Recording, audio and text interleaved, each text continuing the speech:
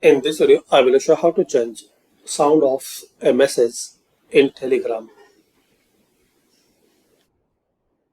So open Telegram, then here click on this menu icon, click on settings.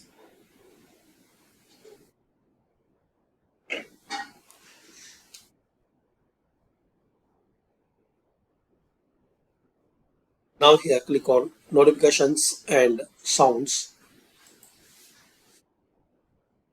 Here you can turn on desktop notification, turn on flush the taskbar icon and play sound.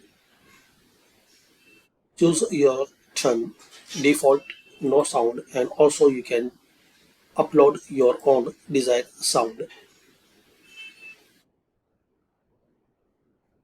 Select that, save it.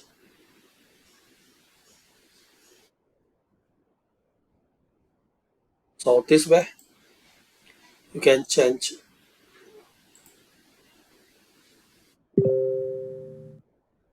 sound for messages in Telegram. Thanks for watching.